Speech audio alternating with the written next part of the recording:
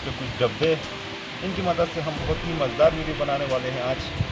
तो हम इनकी मदद से बनाएंगे एक बोट। आपने बोट तो बहुत किस्म के देखे होंगे जो हम पानी में चलाते हैं। सिंपल सा बोट लकड़ी के बनते हैं और अलग अलग चीज़ों के बनते हैं। तो हम आज बनाएंगे इन ऑलपर्स के डब्बू से। तो वीडियो में बने रहिए।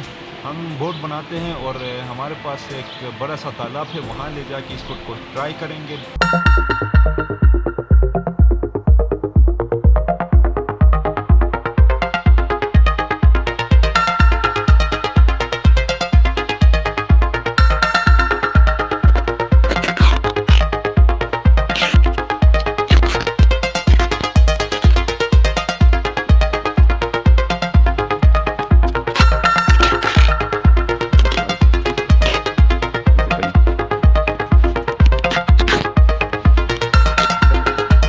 गाइस हमारा बोट तैयार हो चुका है। आप देख सकते हैं ये जो है खाली डब्बू से हमने बोट बनाया है, ये अभी रेडी हो चुका है। हम यहाँ पे आए गए हैं, एक छोटा सा तालाब है।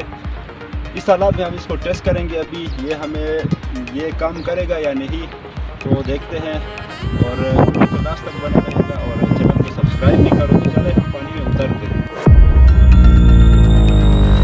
अभी हम टेस्ट करने जा रहे हैं। ये खुद तो आसानी से तैर रहा है, अभी मुझे लेके ये तैरेगा या नहीं, चलिए देखते हैं।